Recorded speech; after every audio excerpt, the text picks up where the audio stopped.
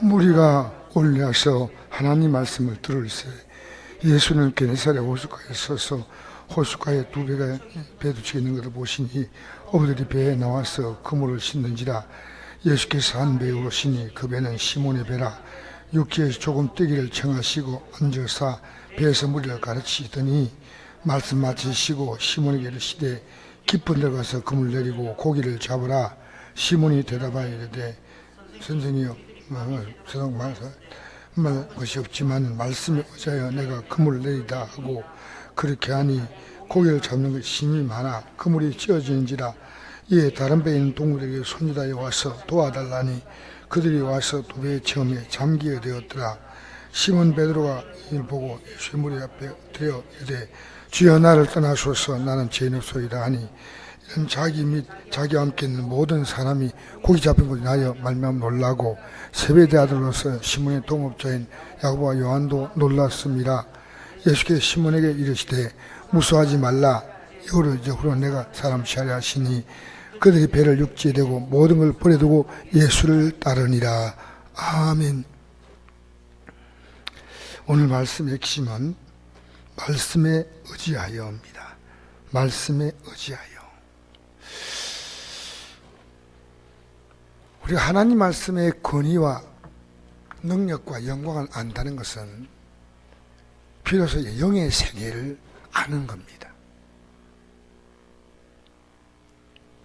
하나님은 그 하나님 말씀에 대한 권위를, 이 말씀을 절대로 버리면 안 된다. 이 말씀을 버리는 것은 나를 버리는 것이다. 그래서 이 땅에 오셔서 하나님 말씀을 우리에게 전할 때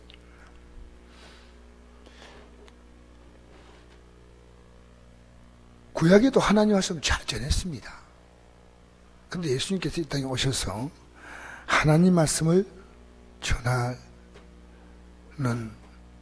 것을 굉장히 예수님은 중요하게 여겼습니다. 그래서 예수님은 내가 나를 사랑하면 내 말에 거한다. 내 말에 거한다. 나를 사랑한다면. 이렇게 구체적인 믿음 생활이 뭔가를 말씀해 주신 것입니다. 신앙생활은 말씀 생활이다. 이게 눈 뜬다는 것은 정말 굉장히 어려운 일입니다. 하나님 말씀은 그러니 생각합니다. 이 말씀에 내 사활을 거는 겁니다. 그래서 우리가 하나님 말씀대로 다 살아갈 수 있는 자는 아무도 없습니다. 그렇기 때문에 말씀으로 살아가는 것과 똑같은 효과와 능력을 우리에게 주어지는 것이 바로 십자가입니다. 십자가. 그래서 오늘 말씀과 십자가에 대한 관계를 좀 말씀드리겠는데, 이 처음으로 베드로, 시몬이 예수님을 따라가는 그 과정이 뭐냐?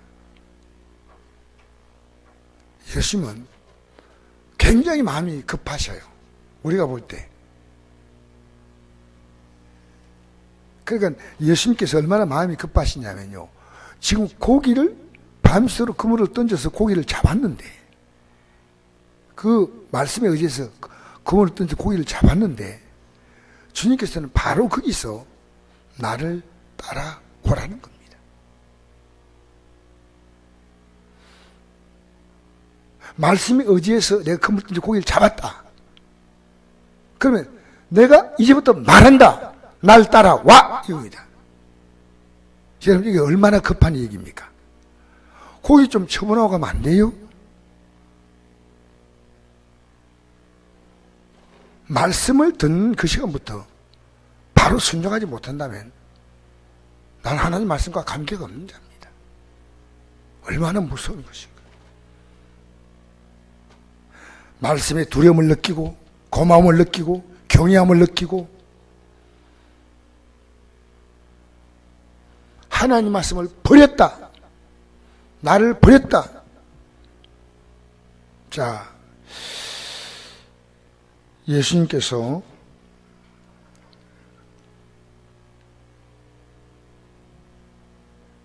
이 무리가 이제 아침부터 모여들어서 이 말씀을 듣는데 베드로의 배를 빌려드렸다는 거죠. 사실은 이 작은 사건이 예사롭지 않습니다. 지금은 배를 빌려드릴 만한 그런 기분이 아닙니다. 지치고 피곤해가지고 어쩌면 우리가 말씀을 들을 시간에 우리의 상황은 가장 짜증스럽습니다. 가장 불만이 충만합니다. 밤새도록 그물 던져 고기를 잡은 것이 없다 해서 조금 잡은 게 아니고 말씀 들을 기분이 돼요? 하나님 말씀 들을 때는요 좀 기분이 돼야 말씀을 듣는 거예요. 근데 말씀 듣는 상황이 그렇지 않다는 겁니다. 말씀을 듣는 상황은 내 삶이 지금 심각한 상황이에요. 말씀 들을 만한 여유가 없어. 그런데 예수님께서는 어떤 의미에서는 바닷가가 있지만 그 바닷가 가운데서 수많은 게네사렛 호수가 상당히 큽니다. 사실은 호수지만은 거의 바다의 수준이 될 만큼 큽니다. 그 크기로 말하면 안동시보다 클지 몰라요. 굉장히 이 갈릴리 호수는 큽니다. 게네사렛, 갈릴리, 디베라 또 다 똑같은 얘기입니다. 그런데 하필이면 베드로의 배가 있는 그 자리에 온 거예요. 그 수많은 자리가 있는데 그 사람들이 밀려오니까 배에 탔습니다. 배를 좀 빌려달라. 빌려드렸어요. 그리고 빨리 돌아가서 피곤하니까 오늘 저녁에 빨리 나와서 고기를 잡아야 되니까 원래 고기는 밤에 잡히지 않습니까? 지금 가장 피곤한 시간이고 짜증이 나고 그런데 말씀을 들었습니다. 여러분이 말씀을 듣는 그 상황이 여유가 만만해서 들을 수 있는 시간이 아닙니다. 가장 삶은 하나님 말씀 들을 수 있는 상황이 전혀 아닌 상황이 된 겁니다. 그런데 이 말씀을 들었습니다.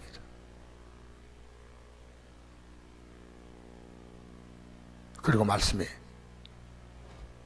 붙잡혔어요. 어쩌면 이것이 선택받은 자의 축복입니다. 여러분에게 많은 말씀이 한 말씀으로 들린다. 보통 사건이 아니에요. 그렇게 들렸나요? 어제 예배 때 말씀 들으면서 그렇게 들렸나요? 아삽이라는 사람은 미끄러진 사람이에요. 세상 사람들이 잘 사는 거 보니까 나는 왜 이렇게 사나? 나 하나 믿는데. 그게 나와 비교되는 거예요. 어떻게 그게 비교되는 겁니까? 여러분의 삶을 다른 사람의 코드에 맞추지 마세요. 여러분의 삶은 하나님께서 주신 고유한 삶입니다. 여러분만의 특별한 삶입니다. 여러분 누구하고 비교할 수도 없고 따라갈 수도 없고 여러분이 그와 맞출 필요가 없어요.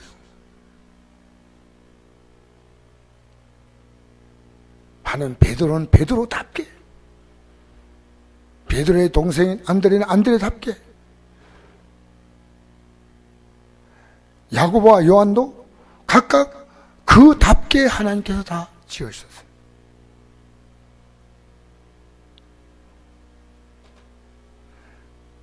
여러분 누구를 본볼 사람이 없습니다.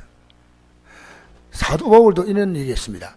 내가 그리스도를 본받는 것처럼 이렇게 반대했어요. 나를 본받으라 그렇게 하지 않았어요. 내가 예수님을 본받는 것처럼 나를 본받아라. 내가 예수님을 본받는 우리 예수님은요.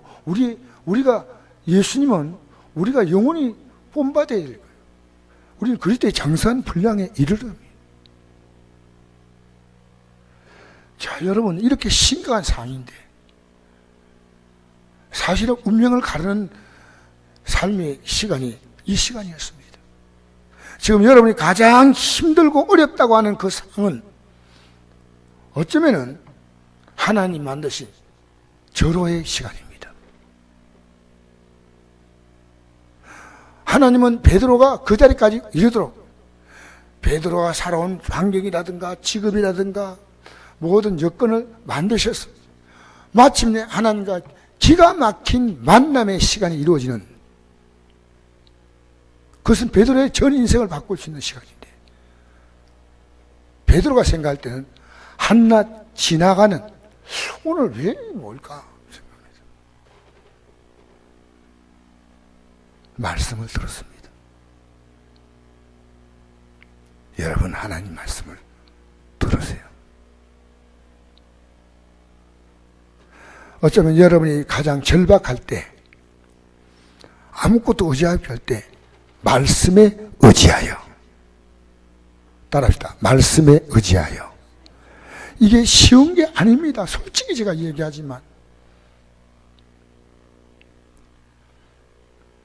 사실 제가 저녁에도 자다 깨다 했어요. 내가 어떻게 전해야 우리 성도들이 이 말씀이 가슴에 올까? 내가 너무 부족한가? 이게 제가 늘 올라가서 하는 고민이에요.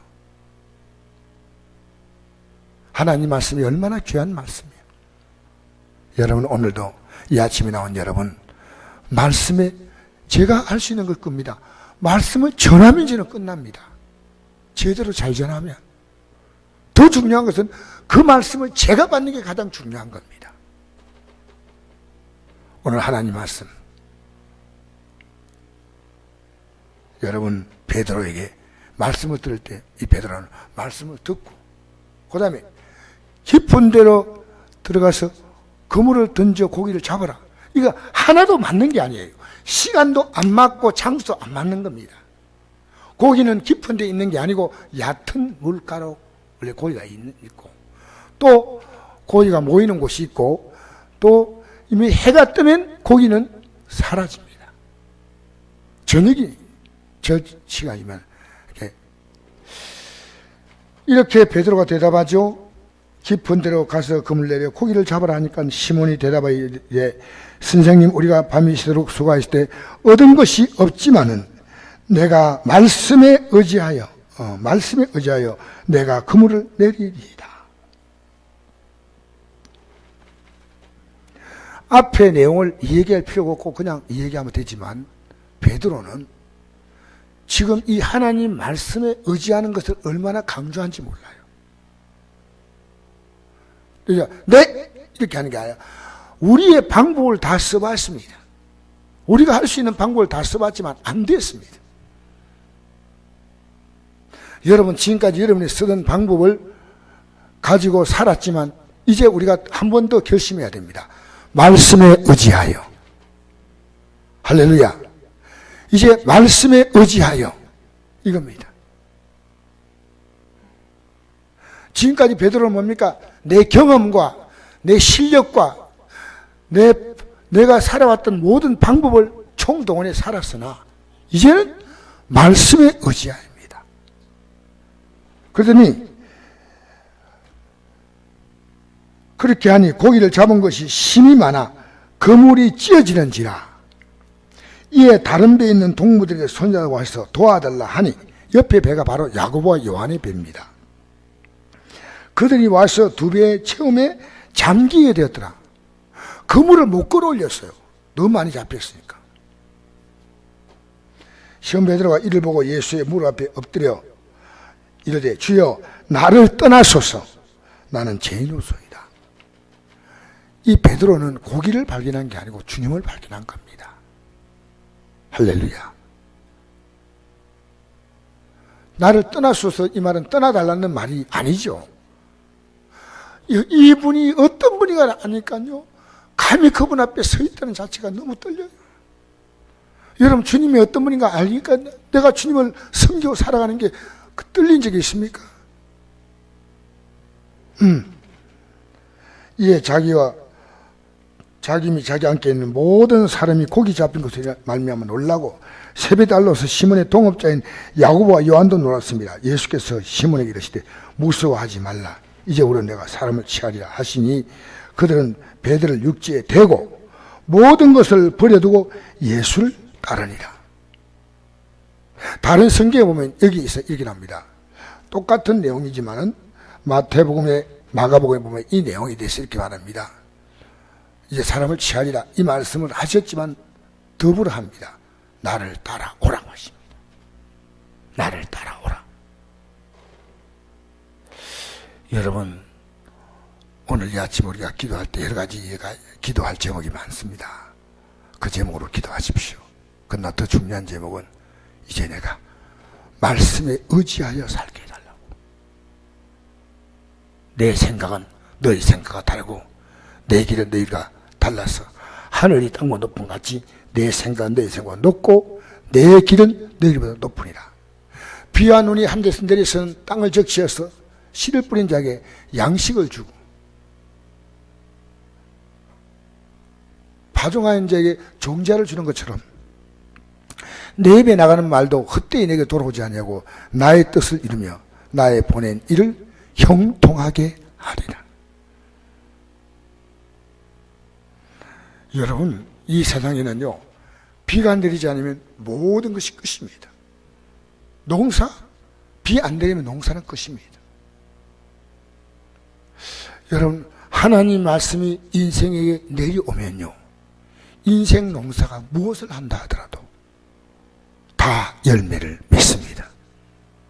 여러분의 인생의 농장에 이 말씀의 비가 내려와야 합니다. 여러분의 가슴 속에 이 말씀의 비가 내려와야 합니다. 오늘도 여러분 집에서 시간 나면 다시 조용히 성경을 펴십시오. 한 장도 좋고요, 두 장도 좋고, 10장 좋고, 이 말씀을요 조용히 묵상하면서 이 말씀으로 내 생각을 채워가십시오. 여러분의 삶을 적용시켜 가십시오. 여러분의 삶의 현장에 이 말씀을 의지할 수 있도록 여러분 그렇게 힘쓰시길 바랍니다. 말씀에 의지하여. 이거요 우리가 가져야 될 평생 숙제가 항상 말씀에 의지하는 겁니다. 예수님께서 이렇게 말씀하셨습니다. 내가 율법을 폐하러 온 것이 아니라 율법을 다 완성하러 왔다. 율법의 1점에 이르지 아니한다. 이 말씀을 이룸에 있어서 인간의 연약함을 아시고 십자가로 우리 인간의 연약함을 도와주시는 겁니다. 십자가로 우리에게 성령을 보내셔서 이 말씀으로 살아가도록 우리를 힘을 주시는 분입니다. 여러분, 이 아침에도 말씀에 굳게 서는 결단의 시간 되기를. 매일 결단해도 부족합니다. 또 결단하고 더 깊이 결단하고 더 강하게 결단하고 더 온전하게 결단하는 여러분 되시기를 주 이름으로 축복합니다. 기도하겠습니다. 아버지 하나님 감사합니다. 이 아침에